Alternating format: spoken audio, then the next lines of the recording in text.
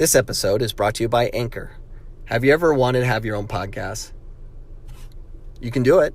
It's easy. You can do it from your cell phone. You can do it from your desktop. You can do it anywhere. All you have to do is go online, download the Anchor app to your phone, or go to their website at anchor.fm to get started. It's free. It's so cool. They have creation tools. They make it very easy. They distribute your podcast for you to all these different places like Spotify, Apple, Google, and many other places.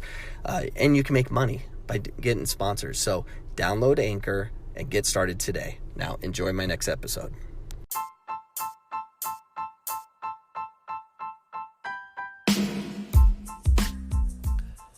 Welcome back to Coach Cameron's podcast. It is day 4 of the Jessica McDonald stories leading up to the World Cup, and I have 2 of them for you today. 1, Jessica has cell phone issues, and 2, Jessica scores a bicycle kick. So let's get going right away. Jessica and her cell phone. So Jessica is representing the U20s in the Pan American Games in Brazil, I think, and she has her cell phone with her, and she's calling her boyfriend or somebody and just racking up a bill. So much so, when she comes back, she has a huge bill and they have to shut down her cell phone and no one can get a hold of her.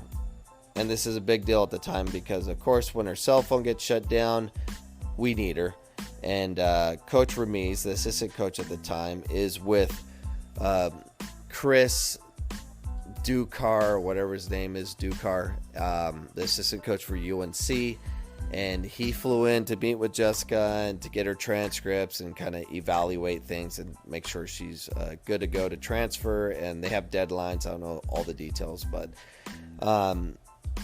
they can't get hold of Jessica, so they can't meet with her.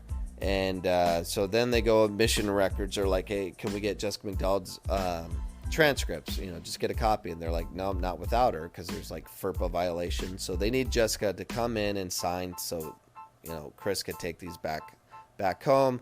They can't get a hold of her. So Chris calls Anson and says, hey, we can't get a hold of her. I can't get the transcript. Anson screams at Chris and says, get this stuff done or you're not coming back home. You're going to just live in Arizona, kind of thing. Like, there was deadlines and they had to be met.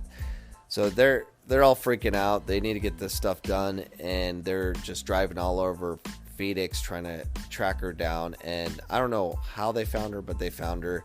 And she was somewhere in Levine, where she does not live.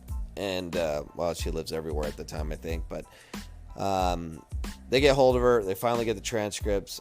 Everything works out, but there was deadlines. I can't tell you all the details, but things got done. But it was Panic City for like 8 hours as they're trying to find her.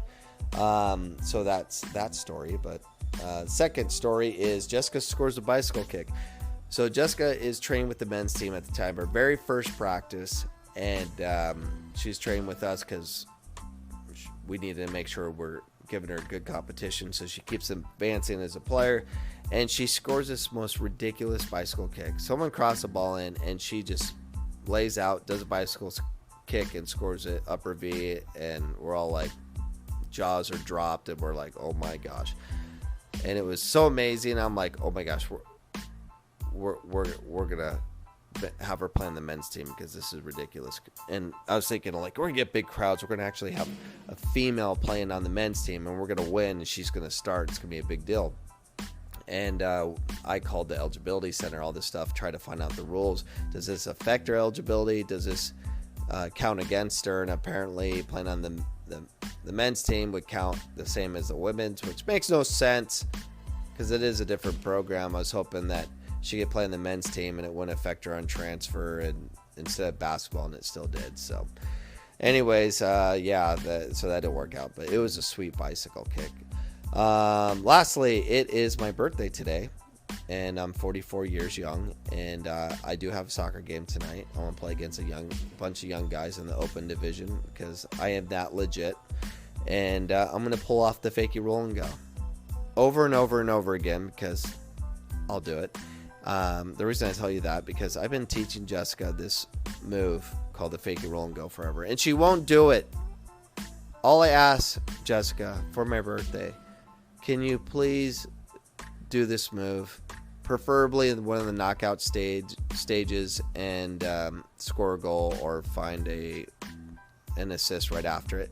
Because if you do pull it off, it'll be an SB award, and then you get to go the SBs and get your award, and then you can dedicate that award to me because I taught you that move. But or if that's too scary, you can just do it against someone at practice and scream my name, one of the two. So anyways, that's my story. I'm sticking to it, or stories, and I'm out. I'm gonna go celebrate my birthday. Peace out.